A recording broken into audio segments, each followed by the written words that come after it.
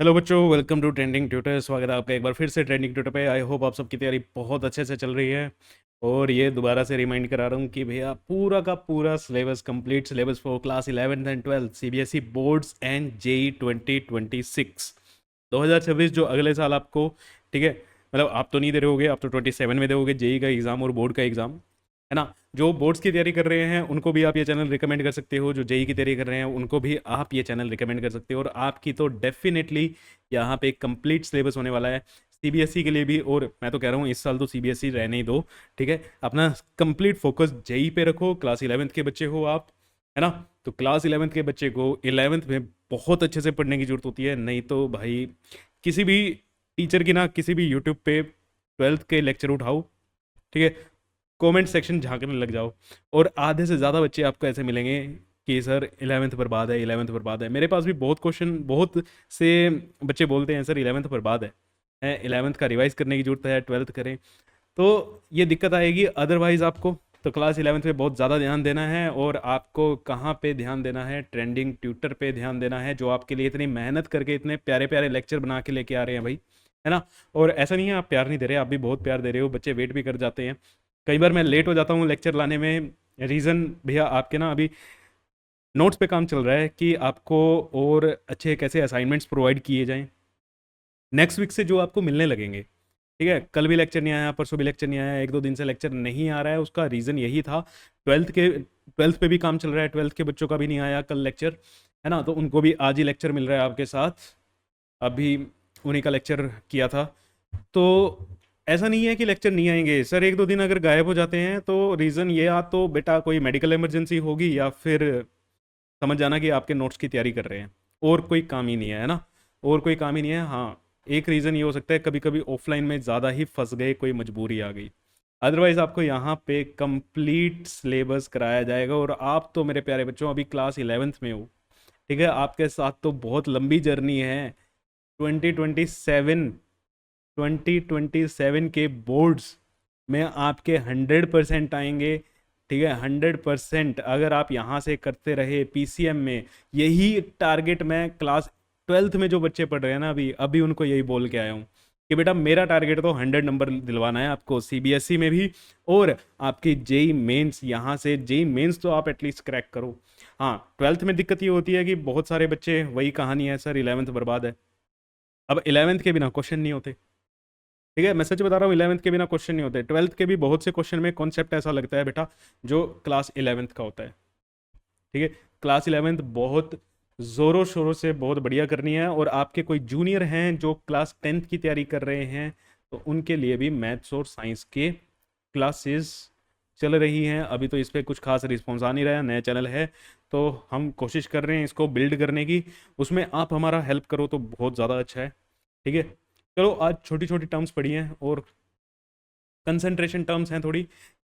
आज का लेक्चर और इसके बाद एक लेक्चर हो रहेगा और ये आपका चैप्टर खत्म हो जाएगा। फिर मैं आपको इसकी एनसीईआरटी सारी करा दूंगा और इसकी असाइनमेंट मिलेगी आपको, जिसमें आपको जेई लेवल के क्वेश्चंस होंगे, ठीक है। आज कौन सा लेक्चर है? आज है लेक्चर नंबर 11, ठीक है। लेक्चर नंबर 11 है, 11 एक और लेक्चर आपको देंगे, उसमें बची कुची जो टर्म्स हैं वो हमारी खत्म हो जाएगी।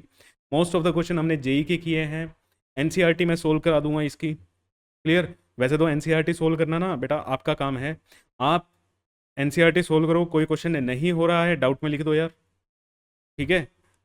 क्योंकि एनसीईआरटी अगर सोल्व कराने जाते हैं तो एक लेक्चर हमारा ना बर्बाद होता है वो, एक किस्म से। क्योंकि आपको इनफ करा दिया है, आपकी एनसीईआरटी आप बड़े आराम से हैंडल कर सकते हो। मैं ये सोच रहा हूँ मैं असाइनमेंट्स आपकी दूंगा, और उस असाइनमेंट में जो बढ़िया बढ़िया क्वेश्चन होंगे उनके सॉल्यूशन की आपको मैं वीडियो प्रोवाइड करूंगा, ठीक है। अगर फिर भी आपको चाहिए तो कोई दिक्कत नहीं है, एनसीईआरटी का सेशन भी मिल जाएगा, हंसते हंसते हो जाती है एनसीईआरटी तो। सबसे आसान चीज़ है एनसीईआरटी, ठीक है। हाँ बिल्कुल, सबसे आसान चीज़ है एनसीईआरटी, ठीक है। चलो, आज की हमारी टर्म क्या है? Volume percentage. बेटा कहीं पे ज़्यादा यूज़ नहीं होती है वॉल्यूम परसेंटेज। डिनोट कैसे करते हैं? V/V परसेंटेज, ठीक है। V/V percentage. और इसका मैं आपको बता चुका हूँ, इसको रीड कैसे करते हैं। मास परसेंटेज में बताया था ना। अगर यहाँ पे कुछ लिखा हुआ है X परसेंटेज V/V, तो ये पहले वाला किसको बताता है बेटा? सोल्यूट। और बाद वाला किसको बताता है? सॉल्यूशन। तो ये क्या कह रहे हैं, वॉल्यूम परसेंटेज क्या होती है, 100 ml सॉल्यूशन में आपका कितना सोल्यूट घुला हुआ है, कितने ml सोल्यूट आपका मिक्स है। तो यहाँ से आप क्या निकाल सकते हो, volume of solute is equal to x ml and volume of solution, volume of solution is equal to 100 ml। ठीक है, क्लियर है, वेरी गुड। अगर जैसे यहाँ पे किसी कंटेनर में आपको लिखा मिलता है 10% V/V सॉल्यूशन ऑफ HCl, ठीक है, तो इसका मतलब क्या है कि 10 ml ऑफ सोल्यूट, सोल्यूट कौन है यहाँ पे, HCl is present in, is present in 100 ml of solution. 100 ml solution के अंदर आप अगर चम्मच मार के निकालोगे तो आपका 10 ml क्या है, HCl है ना। HCl नहीं निकलेगा चम्मच मारने से, बस उसमें 100 ml में 10 ml क्या होगा, HCl होगा। अब ये सॉल्यूशन कितने, ये जो बोतल आप लेके आए हो मार्केट से आप लेके आते हो ना, कोई सॉल्यूशंस लेके आते हो, उन पे ऐसे ही लिखा होता है। ठीक है, मैं कोशिश करूँगा, नेट से मेरे को फोटो वोटो मिल गई, वो भी आपको मैं दिखाऊंगा, तो आप बोटल्स पे कैसे लेबलिंग की जाती है वो भी आप सीख सकते हो। ठीक है, नेक्स्ट एक ऐसी ही टर्म है मास बाय वॉल्यूम परसेंटेज, ये यूज़ होती है। ठीक है, क्लास 12th में भी बहुत से क्वेश्चन आते हैं, मास बाय वॉल्यूम परसेंटेज दी होती है उसमें क्लास 12th में। बेटा क्लास 12th का जो पहला चैप्टर है ना, मैं पहले ही बता चुका हूँ, सॉल्यूशन नाम का जो चैप्टर है, उसमें दोबारा से आपको यही कंसेंट्रेशन टर्म्स पढ़नी है। आप क्लास 12th की एनसीईआरटी निकालो, ठीक है, ऑनलाइन निकल जाती है यार नेट पे, उसकी एक्सरसाइज वो में क्वेश्चंस देख लो, उसके इंटेक्स क्वेश्चन देख लो, मोलैरिटी मोलैलिटी इन पे जो क्वेश्चन होंगे ना, उठा दो उसको, सोल्व कर लो, बात खत्म। क्या मजाक कर रहे हो, नहीं मजाक नहीं कर रहा, मैं सीरियस हूँ। ठीक है, मैं बिल्कुल सीरियस हूँ, आप मेरे 12th के नोट्स आप डाउनलोड करके देख लो, वहाँ पे मोलैरिटी मोलैलिटी पढ़ाई हुई है यार। तो बेटा जो चीज़ बता रहे हैं उसको थोड़ा ध्यान से, ठीक है। ऐसे इसको रिप्रेजेंट किया जाता है, डब्ल्यू बेटा सोल्यूट के बारे में बताता है, और सोल्यूट का क्या, डब्ल्यू से क्या डिनोट करते हैं, मास। सोल्यूट किस में है, मास में है, सोल्यूट का क्या होगा, मास गिवन होगा। और ये किसके लिए, सॉल्यूशन के लिए, ये किसके लिए, सॉल्यूशन के लिए। सॉल्यूशन की क्या है बेटा, ये वॉल्यूम, मतलब amount of solute present in 100 ml of solution. Amount volume, mass by volume percentage क्या है, amount of solute, amount of solute in grams present in 100 ml solution, 100 ml solution. जैसे अगर कहीं पे लिखा है 20% HNO3 W/W, सॉरी W/V, तो इसका मतलब क्या है, 20 gram of HNO3 is present in 100 ml of solution. Mass of solute पहला किसके लिए होता है बेटा, सोल्यूट के लिए, और W है, W का मतलब मास, तो मास ऑफ सोल्यूट, सोल्यूट क्या है यहाँ पे हमारा HNO3 इज इक्वल टू 20 ग्राम। दूसरा किसके लिए होता है, सॉल्यूशन के लिए, सॉल्यूशन V का मतलब वॉल्यूम, तो यहाँ पे हमें क्या गिवन है, volume of solution is equal to 100 ml। ठीक है, is equal to 100 ml। Clear है, यहाँ से हमें ऐसे इंफॉर्मेशन निकालनी होती है। बाकी का बचा हुआ काम कैसे होगा सर, बचा हुआ काम डिपेंड करेगा बेटा आपके क्वेश्चन में क्या है। ठीक है, आपके क्वेश्चन में क्या दिया है उसके ऊपर डिपेंड करेगा। जैसे find the molality of 20% W/V of glucose if, यहाँ पे क्या आएगा, if density of solution is 2 ग्राम पर ml। ठीक है, क्या निकालना है हमें, मोलैलिटी, टू फाइंड, क्या करना है, मोलैलिटी। अब मोलैलिटी का फॉर्मूला क्या होता है, वेरी गुड। मोलैलिटी का फॉर्मूला होता है number of moles of solute upon mass of solvent. Mass किसका चाहिए? सोलवेंट का चाहिए, इनटू 1000। क्लियर है? अब यहाँ पे ग्लूकोज है। ग्लूकोज हमारा क्या हो गया? सोल्यूट। सोल्यूट है, इसका मास दिया हुआ है बेटा 20%। W/V का मतलब मास कितना है? 20 ग्राम। इसका मोलर मास हमें पता है। ग्लूकोज का फॉर्मूला होता है C6H12O6। और आई होप अब तक आपको याद भी होगा कितना होगा ये, 120। क्लियर? अब हमारे पास यहां से मोल्स तो मैं निकाल सकता हूं। Moles of solute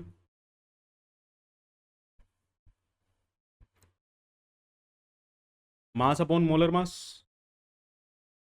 20/180 which is equal to 1/9, which is equal to 1/9। मेरे को चाहिए मास सोलवेंट का। मास ऑफ सोलवेंट अब मुझे चाहिए। अब मास ऑफ सोलवेंट कैसे निकालें? है भाई, मास ऑफ सोलवेंट कैसे निकालें? सर डेंसिटी दी हुई है। अरे बेटा ध्यान से देखो, डेंसिटी तो सॉल्यूशन की दी हुई है यार। हमें गिवन है डेंसिटी सॉल्यूशन की, है ना? कितनी? 2 g/ml। अब यहां पे दिक्कत है, अदरवाइज मेरे पास मोल्स आगे सोल्यूट के 1000 है ही है, मास चाहिए सोलवेंट का। अब देखो इंफॉर्मेशन क्या गिवन है, 20% W/V। 20% W/V का मतलब क्या है? Mass of glucose is equal to 20 gram. Very good बेटा। और क्या मतलब है? Volume of solution, volume of solution 100 ml। Sir volume, solution की वॉल्यूम गिवन है, ये सोल्यूट का मास गिवन है। अगर मेरे पास सॉल्यूशन का मास आ जाए तो मैं सोल्यूट के मास को माइनस करके सोलवेंट का मास निकाल सकता हूं, है ना? समझदार हो? ऐसे ही करेंगे। अब डेंसिटी ऑफ सॉल्यूशन हमारे पास है तो मास ऑफ सॉल्यूशन आ सकता है हमारे पास। मास ऑफ सॉल्यूशन क्या होगा? Volume into density. वॉल्यूम भी सॉल्यूशन की और डेंसिटी भी सॉल्यूशन की। वॉल्यूम आई सॉल्यूशन की 100, डेंसिटी दी हुई है 2, तो ये कितना आ गया? 200 ग्राम।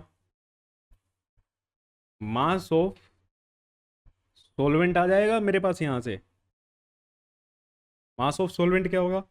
Mass of solution minus mass of solute. और सोल्यूट है हमारे पास ग्लूकोज, तो 200 माइनस 20 कितना आ गया बेटा? 180। अब मेरे पास मोलैलिटी भी आ जाएगी, क्योंकि अब जो जो चाहिए था वो आ गया। मोलैलिटी मोल्स आए 1/9 इंटू मास 180 इंटू 1000। ठीक है, इसको आप सोल्व करो। क्लियर? सोल्व करके वैल्यू निकालो, उतने मोलल आपका क्या आ जाएगा? आंसर आ जाएगा।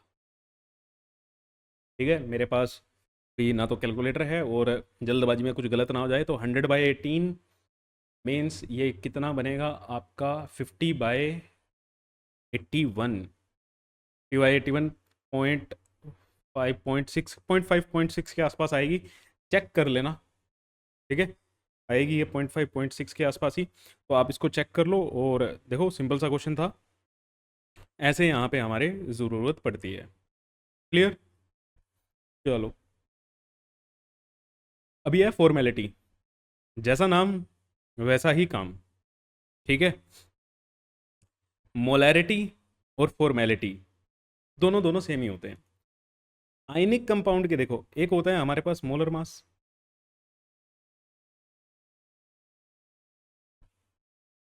और एक होता है हमारे पास फॉर्मल मास।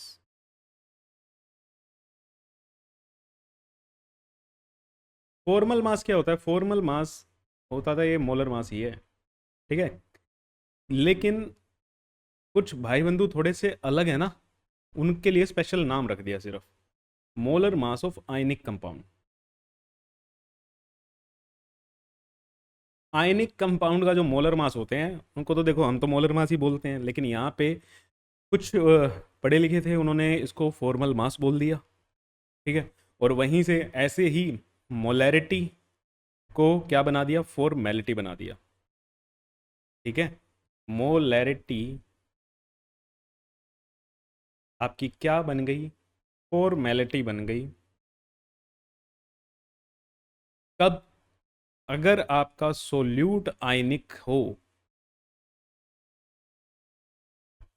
अगर आपका सोल्यूट क्या है? आयनिक है, तो उस केस में मोलैरिटी को फॉर्मेलिटी बोल देते हैं, ठीक है। क्लियर है? When solute is ionic compound, when solute is ionic compound, then molarity is equal to formality, then molarity is equal to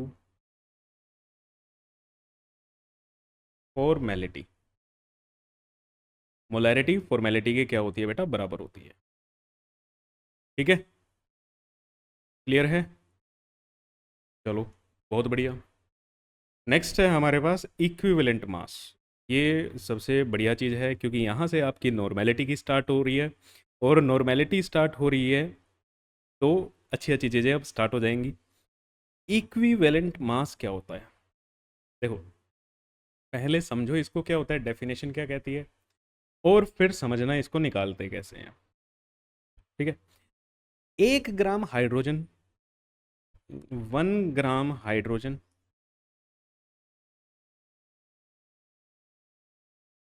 या फिर 8 ग्राम ऑक्सीजन। 1 ग्राम हाइड्रोजन या 8 ग्राम ऑक्सीजन को ऑक्सीजन से रिएक्ट करना है, मतलब इन दोनों से रिएक्ट करना है, या इन दोनों को प्रोड्यूस करना है, या इन दोनों को डिस्प्लेस करना है। क्या चीज? रिएक्ट, रिएक्ट करो, मतलब इनसे किसी सब्सटेंस को रिएक्ट करना हो, इनको प्रोड्यूस करना हो। भैया हमें 1 ग्राम हाइड्रोजन प्रोड्यूस करनी है, या 8 ग्राम ऑक्सीजन प्रोड्यूस करनी है, या इनको डिस्प्लेस करना हो। 1 ग्राम हाइड्रोजन, 1 ग्राम या 8 ग्राम ऑक्सीजन, कुछ भी, इनके लिए जितने अमाउंट ऑफ सब्सटेंस की हमें ज़रूरत पड़ती है, ठीक है, इस काम के लिए जो रिक्वायर्ड मास ऑफ सब्सटेंस है, कोई ना कोई सब्सटेंस तो इसको रिएक्ट कर, देखो कोई ना कोई सब्सटेंस इसे रिएक्ट करेगा, या कोई ना कोई सब्सटेंस मिलके इनको प्रोड्यूस करेगा, या कोई ना कोई सब्सटेंस इसको क्या करेगा? डिस्प्लेस करेगा। तो जो उस सब्सटेंस का मास जो है, वही हमारा क्या होता है? इक्विवेलेंट मास होता है। Required mass of substance is equal to equivalent mass, ठीक है। क्लियर है? 1 ग्राम हाइड्रोजन या 8 ग्राम ऑक्सीजन को ऑक्सीजन को रिएक्ट कराना है किसी सब्सटेंस के साथ, प्रोड्यूस कराना है या डिस्प्लेस कराना है, उसके लिए जो हमें मास चाहिए, ठीक है, जो हमें मास चाहिए सब्सटेंस का, वो मास क्या होता है बेटा? वो मास क्या होता है? आपका इक्विवेलेंट मास होता है। और अच्छे से अगर मैं लिखूं तो इसको सिंपल शब्दों में कैसे लिखेंगे? मास ऑफ सब्सटेंस,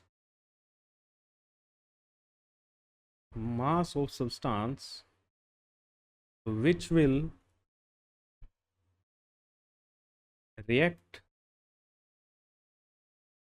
produce, और करके लिखते हैं, रिएक्ट और प्रोड्यूस और डिस्प्लेस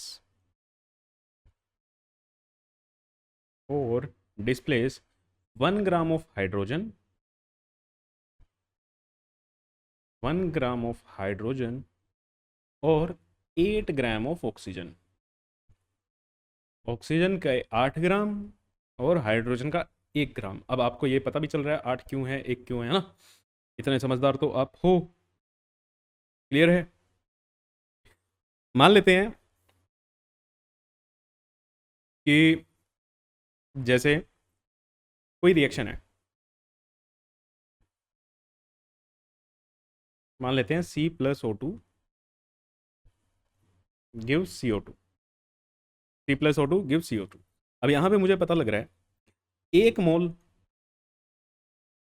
कार्बन ने 1 मोल ऑक्सीजन के साथ रिएक्ट करके 1 मोल क्या बनाया, कार्बन डाइऑक्साइड बनाई। अब 1 मोल का मतलब क्या है, 1 मोल का जो मास होता है वो किसके बराबर होता है बेटा, मोलर मास के बराबर। मतलब यहाँ पे 12 ग्राम आपकी कार्बन रिएक्ट करी कितने, 32 ग्राम ऑक्सीजन के साथ, और कितना कार्बन डाइऑक्साइड बना, 44 ग्राम। ठीक है। अब हमें यहां पे निकालना है इक्विवेलेंट मास ऑफ कार्बन। अगर मैं आपसे पूछूं कि यहां पे इक्विवेलेंट मास ऑफ कार्बन क्या है, तो सिंपल सी बात है, डेफिनेशन क्या कहती है भैया, 8 ग्राम ऑक्सीजन के साथ रिएक्ट करने के लिए जितने ग्राम आपके कार्बन लगेगा वही क्या होगा, कार्बन का इक्विवेलेंट मास। तो यहां से मुझे पता लग रहा है कि 32 ग्राम के साथ कितने ग्राम रिएक्ट करे, 12 ग्राम कार्बन ने। 32 ग्राम O2 reacts with 12 gram carbon. 32 ग्राम ने एक के साथ किया है, 1 ग्राम कितने के साथ करेगी, 12/32। हमें कितने ग्राम रिएक्ट करानी होती है, 8 ग्राम ऑक्सीजन, तो ये कितना होगा, 12/32 इंटू 8 मतलब 3 ग्राम। तो 3 क्या आ गया, 3 ग्राम क्या आ गया, इक्विवेलेंट मास ऑफ कार्बन। ठीक है। आप CO2 का निकाल लो, निकालना है ना आपको, आप CO2 का निकाल सकते हो। जैसे इक्विवेलेंट मास ऑफ CO2। अब हमें पता लगा कि 32 ग्राम ऑक्सीजन से कितने ग्राम CO2, कितने ग्राम CO2 बनी, 44 ग्राम। 32 ग्राम ऑक्सीजन से कितने ग्राम बनी है, 44 ग्राम। तो भैया 8 ग्राम से कितनी बनी होगी, 8 ग्राम O2 से कितनी बनी होगी, 44/32 इंटू 8, 11 ग्राम। तो equivalent mass of CO2,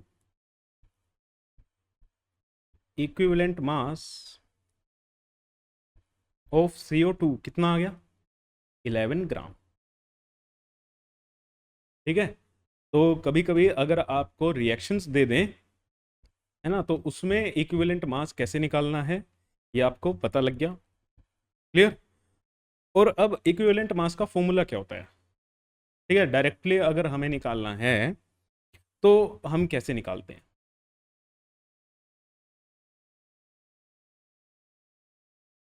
equivalent mass होता है बेटा आपका molar mass,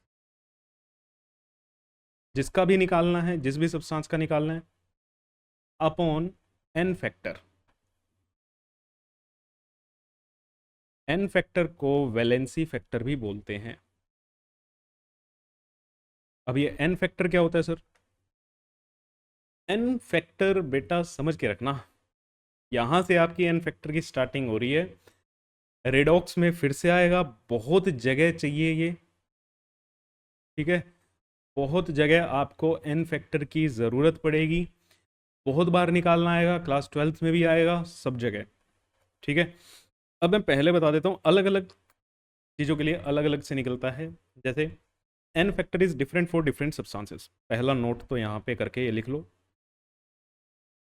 N factor is different for different substances. अलग अलग सब्सटेंसेस के लिए एन फैक्टर की वैल्यू बेटा अलग अलग होती है। ठीक है, जैसे अब हम यहाँ पे एन फैक्टर निकालना सीखते हैं। पहला, एसिड्स के लिए, एसिड्स के लिए जो एन फैक्टर होता है वो इक्वल होता है उनकी बेसिसिटी के बराबर। देखो, एसिड्स की बेसिसिटी डिफाइंड होती है और बेस की एसिडिटी डिफाइंड होती है ना। बेसिसिटी क्या होती है? एक मोल एसिड को, एक मोलिक्यूल एसिड को जब आप पानी में डालते हो तो आपको कितने H प्लस आयंस मिलते हैं? ठीक है, number of H plus ions, basicity क्या होती है? Number of H plus ions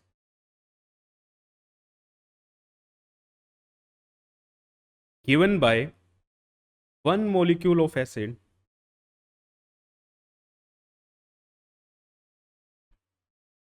when added in water।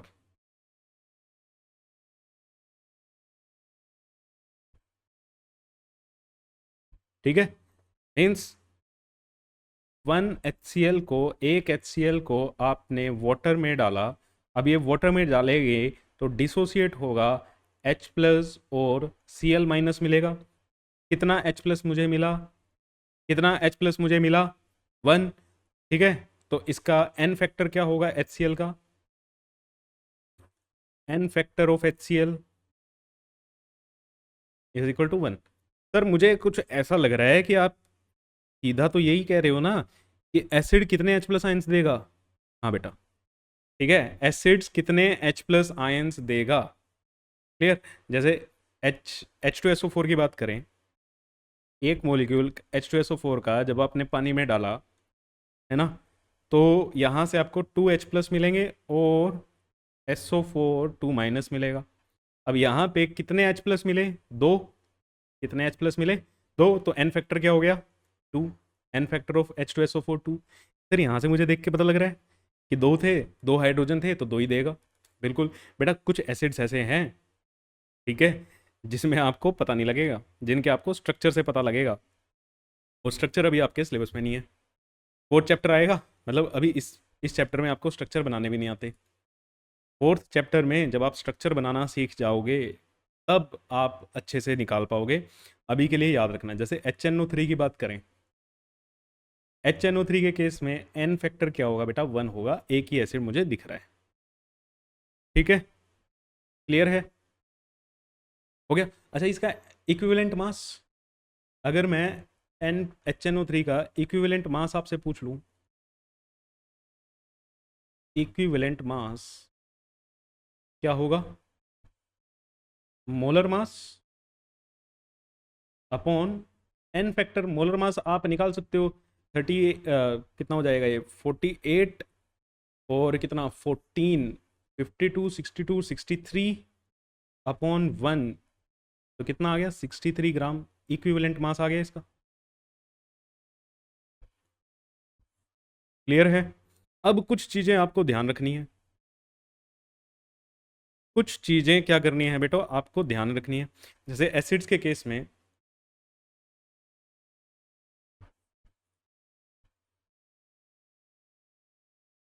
कुछ एसिड्स होते हैं, जैसे ये H3PO2, H3PO3,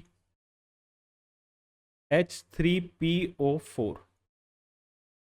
ठीक है, इसमें इसका एन फैक्टर होता है बेटा 1, इसका एन फैक्टर होता है 2 और इसका एन फैक्टर होता है 3। ठीक है, क्लियर है? अब सर यहाँ पे भी 3 हाइड्रोजन, अब देखने में तो आंखें खुली की खुली रह जाएंगी, 3 हाइड्रोजन थे, 3 आना चाहिए था। मैंने वही तो बात किया भैया, इसमें कितने डिसोसिएट होंगे, कितने ये देगा पानी में घुलने पे, उसके ऊपर बात होती है। तो वो हमें यहाँ से देख के नहीं पता चलता, वो हमें स्ट्रक्चर से पता चलता है और कुछ रूल्स होते हैं उनसे पता चलता है। ठीक है, अभी के लिए आपको ये लर्न करना है, H3PO2 का 1, H3PO3 का 2 और H3PO4 का क्या होता है? 3 होता है। ठीक है, क्लियर है? अब नेक्स्ट, एक मिनट, खाली स्लाइड्स नहीं है तो चलो। 4 बेस बेस के लिए एन फैक्टर कैसे निकलता है? बेस के लिए एन फैक्टर होता है उसकी एसिडिटी के बराबर। एन फैक्टर होता है उसकी एसिडिटी के बराबर। अब कुछ बच्चे समझ गए हैं सर, ओ एच माइनस की बात हो रही होगी यहाँ पे। हाँ, number of O H minus given by one molecule of base, one molecule of base when added in water. Water में जब तुम इसको ऐड करोगे तब ये डिसोसिएट होगा, तब ये कितने आयंस तुम्हें देगा ओ एच माइनस के, ठीक है, एडिड इन वाटर। क्लियर है? जैसे NaOH, एन फैक्टर क्या होगा बेटा? एक ही है OH, एक देगा। Calcium hydroxide CaOH twice, N factor दो, दो देगा ये, ठीक है। क्लियर है? इक्विवेलेंट मास निकालना है, आप निकाल सकते हो, molar mass upon molar mass calculate करना आता है, एन फैक्टर कैलकुलेट करना सीख लिया है। क्लियर? आयंस के लिए कैसे निकालते हैं? आयंस के लिए जो एन फैक्टर होता है वो क्या होता है? चार्ज।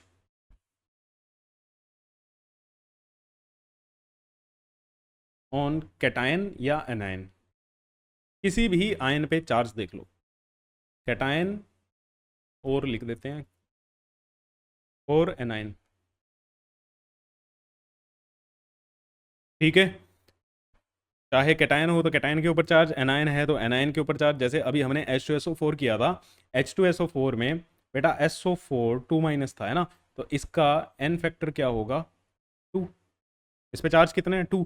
अच्छा, एन फैक्टर नेगेटिव नहीं होगा सर? -2 होगा? नहीं नहीं नहीं, एन फैक्टर एक वैल्यू है, वैलेंसी फैक्टर है, वैलेंसी नेगेटिव में थोड़ी होगी। नेगेटिव होने का मतलब क्या होता है? वो एक अलग सिग्निफिकेंस करता है कि गेन करने हैं लूज करने हैं, वो चीज़ बताता है, लेकिन एन फैक्टर कभी भी नेगेटिव नहीं होगा, ठीक है। Mg2+ जैसे, इसका भी एन फैक्टर क्या होगा? 2 ही होगा। पॉजिटिव हो नेगेटिव हो हमें नहीं पता, ठीक है। क्लियर हो गया? अच्छा, एलिमेंट का कैसे निकालोगे? जैसे अगर मैं तुम्हें सोडियम का ही पूछ लूँ, इसका पूछ लें, सोडियम का पूछ लें, तो सोडियम का कितना निकालोगे? ये तो एलिमेंट हो गया सर, ये तो आयन नहीं है, एसिड नहीं है, बेस नहीं है।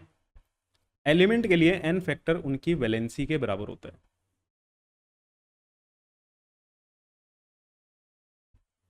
N factor is equal to valency, ठीक है। अब यार तुम ना मोड लगा लो, मोड का तो पता है ना, मैथ वाला मोड, ठीक है। जैसे सोडियम, सोडियम की वैलेंसी कितनी होती है? 1, तो एन फैक्टर क्या हो गया इसका? 1 हो गया। वैलेंसी 1 होती है, एन फैक्टर क्या हो गया? 1 हो गया। ऑक्सीजन, ऑक्सीजन की वैलेंसी क्या होती है? ऑक्सीजन लिखता हूँ फिर बच्चे कंफ्यूज हो जाएंगे। ऑक्सीजन की वैलेंसी क्या होती है? -2 होती है सर, हमने पढ़ा है -2 होती है। अरे, एन फैक्टर नेगेटिव नहीं होगा, 2, ठीक है। एन फैक्टर क्या होगा? 2। और ऐसे ही, अच्छा यहाँ पे आयंस के लिए जैसे लिखा ना, ऐसे ही आयनिक कंपाउंड का भी निकलता है।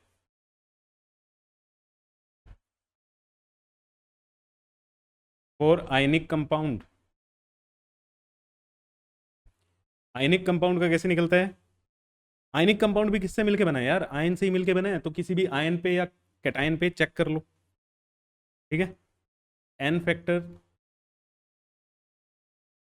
चार्ज ऑन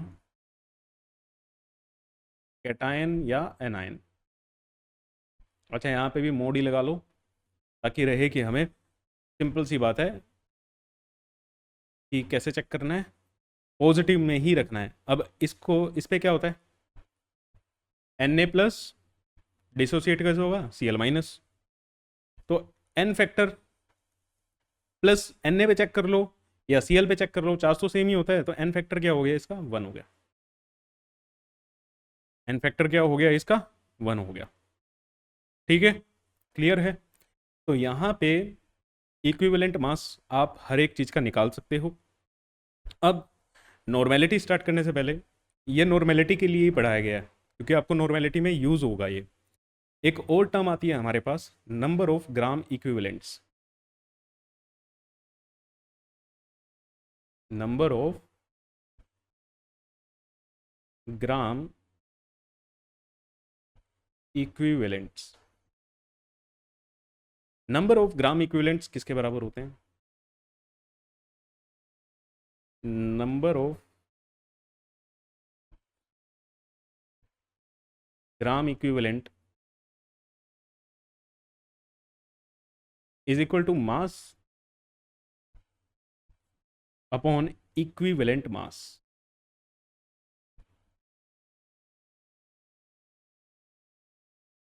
अच्छा, इक्विवेलेंट मास को ई एम लिख देते हैं। कहीं कहीं पे अगर आपको ई एम लिखा मिले तो वो क्या है? Equivalent mass. और इक्विवेलेंट मास अभी हमने निकालना सीखा है। इक्विवेलेंट मास कैसे निकालना सीखा है? Molar mass upon N factor. Molar mass upon N factor. ठीक है, तो देखो स्टेप बाय स्टेप हम बढ़ते जा रहे हैं अपने नॉर्मेलिटी की तरफ। अब आ जाओ नॉर्मेलिटी पे। अब नॉर्मेलिटी क्या कहती है? 1 लीटर सॉल्यूशन के अंदर सोल्यूट के कितने ग्राम इक्विवेलेंट्स खुले हुए हैं। ठीक है, नॉर्मेलिटी के लिए अभी हम ये सब चीजें सीखते आ रहे थे। Number of gram equivalents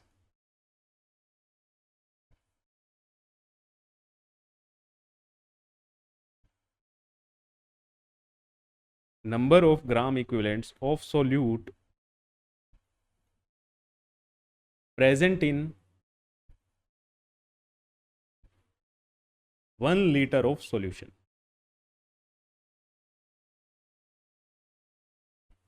1 litre solution के अंदर कितने ग्राम इक्विवेलेंट्स मौजूद हैं उसे हम क्या कहते हैं बेटा? नॉर्मेलिटी कहते हैं।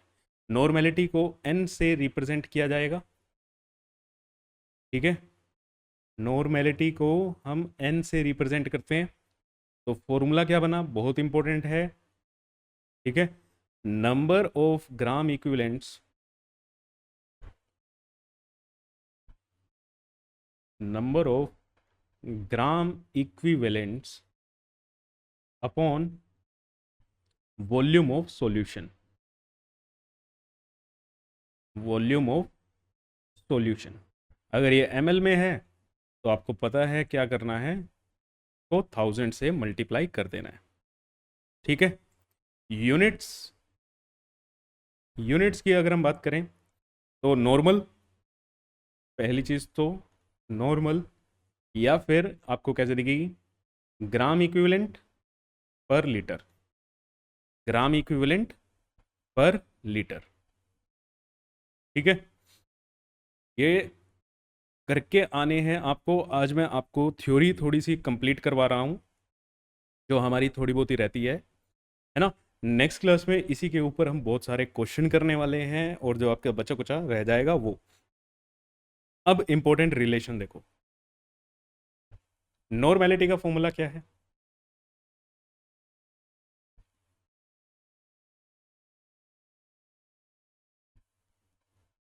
नॉर्मेलिटी का फॉर्मूला क्या है भाई? जल्दी से बताओ। Number of gram equivalents upon volume. Very good, याद हो गया। ठीक है, number of gram equivalents upon volume किसकी? सॉल्यूशन की, इनटू 1000 अगर ये ml में दिया है। और नंबर ऑफ ग्राम इक्विवेलेंट का फॉर्मूला क्या है? सर इतने फॉर्मूले है ना। नंबर ऑफ ग्राम इक्विवेलेंट का फॉर्मूला क्या है भैया? मास अपॉन इक्विवेलेंट मास। सोल्यूट का है तो सोल्यूट के लिए बी लगाते हैं, इनटू वॉल्यूम ऑफ सॉल्यूशन, और ऊपर क्या है हमारा? 1000।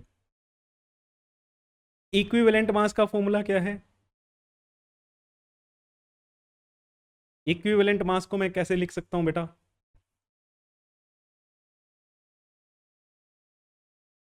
इक्विवेलेंट मास को, very good, molar mass upon N factor. Sir कितना सारा फॉर्मूला है। आई नो ये एक पेन है, ठीक है, जिससे सब निकलते हैं, आपको भी निकलना है।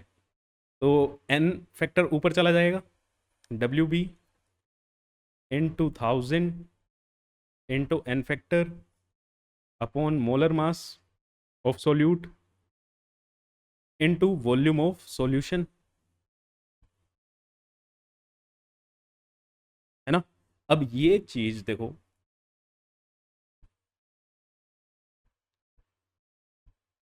यहां से ये तो हमारी क्या बन गई, मोलैलिटी। ये हमारी क्या बन गई, मोलैरिटी। इधर क्या लिखा हुआ है, नॉर्मेलिटी। तो normality is equal to molarity into N factor.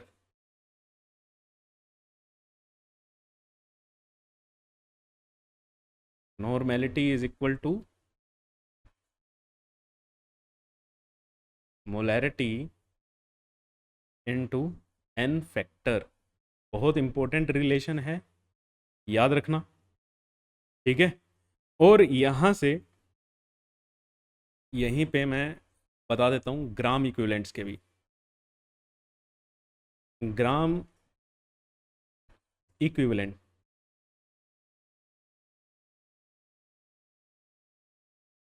Gram equivalent क्या होता है, ग्राम इक्विवेलेंट कैसे कैसे निकालते हैं। ग्राम इक्विवेलेंट आपने सीखा अभी, पहला फॉर्मूला,